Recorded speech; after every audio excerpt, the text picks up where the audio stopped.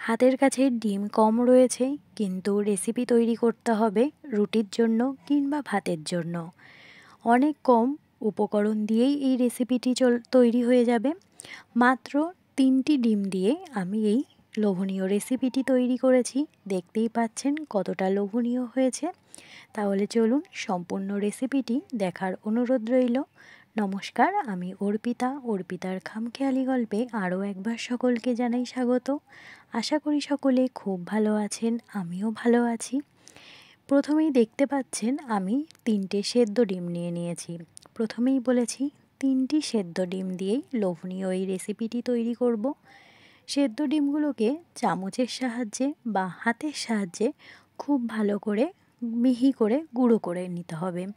দেখতেই পাচ্ছেন আমি এখানে চামচের সাহায্যে করেছি, আপনারা চাইলে হাতের সাহায্যেও করে নিতে পারেন। অনেকটা লোভনীয় এই রেসিপিটি হয়, প্রথমে ভিডিও দেখেই আপনারা বুঝতে পেরেছেন। রুটির সাথে খেতে কিন্তু দারুণ জমে যাবে। দেখতে পাচ্ছেন ডিমটা ভালো করে গুঁড়ো গুঁড়ো করা হয়ে গেছে। এবার নিয়েছি হচ্ছে সরিষার তেল। সরিষার তেল গরম হলেই ফোড়নে দেব শুকনো লঙ্কা। শুকনো লঙ্কাগুলোকে খুব ভালো করে ফ্রাই করে নিতে হবে। অন্যান্য রেসিপির তুলনায় এই রেসিপিতে আপনারা দেখতে পাচ্ছেন শুকনো লঙ্কার পরিমাণ আমি কিন্তু একটু বেশি ব্যবহার করেছি। সম্পূর্ণ অপশনাল, আপনারা চাইলে এখানে একটি শুকনো লঙ্কাও ব্যবহার করতে পারেন। পরবর্তী উপকরণ অ্যাড করেছি গ্রেট করে রাখা রসুনগুলোকে দিয়ে খুব ভালো করে ফ্রাই করে নিতে হবে।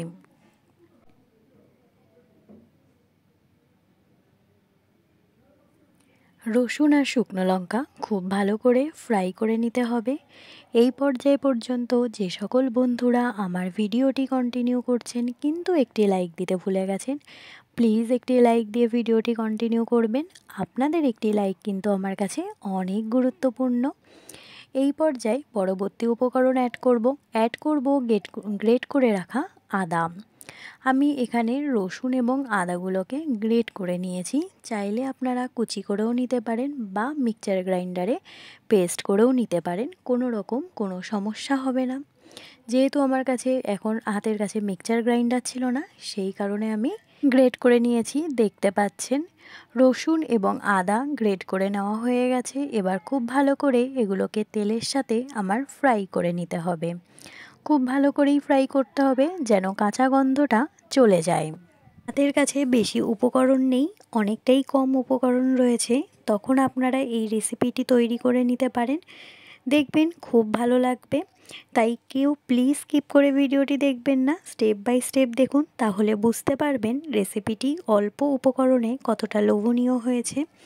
দেখতেই পাচ্ছেন এখানে কিন্তু আদা এবং রসুনগুলোকে খুব ভালো করে আমি ফ্রাই করে নিয়েছি।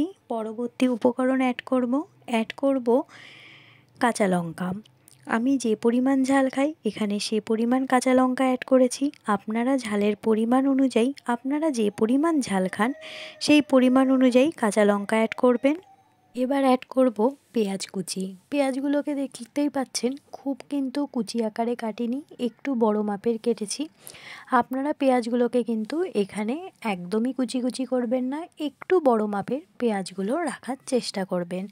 তাহলে কি হবে, এখানে তো এক্সট্রা আর কোনো উপকরণ অ্যাড হচ্ছে না, ডিম আর পেঁয়াজ দিয়েই পুরো রেসিপিটি তৈরি হচ্ছে। সেক্ষেত্রে খেতে কিন্তু অনেকটাই ভালো লাগবে। দেখতেই পাচ্ছেন ফোড়নের সাথে অর্থাৎ শুকনো লঙ্কা, আদা, রসুনের সাথে পেঁয়াজগুলোকে অ্যাড করেছি, করে খুব ভালো করে ফ্রাই করে নেব।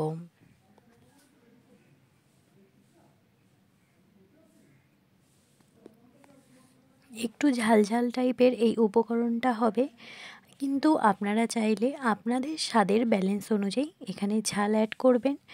আমি প্রত্যেক রেসিপি তৈরি করার সময় বলি ঝাল কেউ বেশি খান কেউ কম খান, সেই জন্য কাঁচা লঙ্কা শুকনো লঙ্কার ব্যবহার সম্পূর্ণ আপনাদের নিজস্ব পছন্দ। এই পর্যায়ে অ্যাড করব কিছু গুঁড়ো মশলা, যেই গুঁড়ো মশলাগুলো আমি প্রত্যেক রেসিপিতেই অ্যাড করি। জিরের গুঁড়ো, ধনের গুঁড়ো, লঙ্কার গুঁড়ো আর হচ্ছে হলুদ গুঁড়ো। গুঁড়ো মশলাগুলোর সাথে পেঁয়াজটাকে খুব ভালো করে মিক্সড করে নিয়ে আরও কিছুক্ষণ ফ্রাই হতে দিতে হবে। অর্থাৎ কষানো লাগবে। বেশ ভালো করে কষিয়ে নেব। দেখতেই পাচ্ছেন গুঁড়ো মশলাটা অ্যাড করার পর কতটা সুন্দর কালার এসেছে। এবার কিছুক্ষণ ফ্রাই করে নেব বা কষিয়ে নেব। অ্যাড করব পরিমাণ মতো লবণ।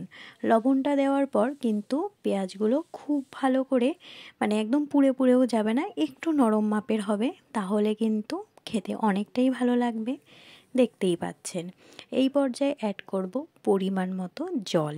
একটু ঝোল ঝোল টাইপের রেসিপি হবে। রুটি বা ভাতের সাথে যেহেতু খাবেন, যে পরিমাণ ঝোল রাখতে চান সেই পরিমাণ জল এখানে অ্যাড করবেন। অ্যাড করার পর বেশ কিছুক্ষণ ফুটিয়ে নেব। এই পর্যায়ে যারা লাইক দিতে ভুলে গেছেন প্লিজ একটি লাইক দিয়ে ভিডিওটি কন্টিনিউ করবেন। প্রত্যেকবারই এই একই রিকোয়েস্ট করতে হয়, ছোট্ট এই রিকোয়েস্ট আপনাদের জন্য। দেখতেই পাচ্ছেন রেসিপিটি জল দেওয়ার পর খুব ভালো করে ফুটিয়ে নিচ্ছি। রেসিপিটি কিন্তু কম উপকরণে তৈরি হচ্ছে, খেতে কিন্তু অসম্ভব স্বাদ হয়। আপনারা বাড়িতে একবার ট্রাই করে দেখবেন, আশা করি সকলের খুব ভালো লাগবে। এই পর্যায়ে জল কিন্তু বেশ ভালো করে ফুটে উঠেছে। পেঁয়াজগুলো হালকা সেদ্ধ হতে হবে, আর কাঁচা লঙ্কা যেহেতু অ্যাড করেছি ঝালটাও বেরোতে হবে। দেখতেই পাচ্ছেন ঝোলটা কিন্তু বেশ ভালো করে ফুটে উঠেছে।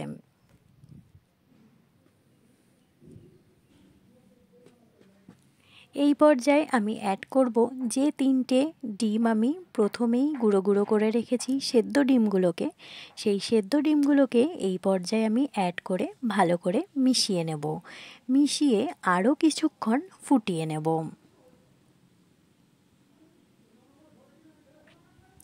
দেখতেই পাচ্ছেন হাতের কাছে যদি ডিমের পরিমাণ কম থাকে তাহলে এভাবে যদি রেসিপিটি তৈরি করেন, আশা করি অনেকেরই পাতে এরকম রেসিপি দেওয়া যাবে, খুব একটা অসুবিধা হবে না। এবার বেশ কিছুক্ষণ ডিম দেওয়ার পর ফুটিয়ে নেব। রেসিপিটি দেখে আপনারা বুঝতেই পাচ্ছেন কতটা লোভনীয় হয়েছে। এই পর্যায়ে খুব বেশি ফুটিয়ে নিতে হবে না, খুব অল্প পরিমাণ ফুটিয়ে নিলেই হবে। আমার পরিবারে যে সকল দর্শক বন্ধুরা যুক্ত হয়েছেন তাদেরকে অসংখ্য ধন্যবাদ আমার পাশে থাকার জন্য। এই পর্যায়ে দেখতে পাচ্ছেন রেসিপি কিন্তু আমার তৈরি হয়ে গেছে। এবার আমি একটি পাত্রে সার্ভ করে নেব। আজকের এই ভিডিওটি আপনাদের কেমন লাগলো অবশ্যই কিন্তু কমেন্টের মাধ্যমে জানাবেন। ভালো লাগলে পাশে থেকে যাওয়ার অনুরোধ রইল। আজ তাহলে এভাবেই বিদায় নিচ্ছি। সকলে ভালো থাকবেন, সুস্থ থাকবেন, আর অবশ্যই নিজেদের খেয়াল রাখবেন। সকলকে ভালো রাখার চেষ্টা করবেন। সকলকে ভালো রাখলে এবং পারিপার্শ্বিক পরিবেশ ভালো থাকলে প্রত্যেকেই ভালো থাকবেন। তাহলে আজ এখান থেকেই বিদায় নিচ্ছি। টাটা।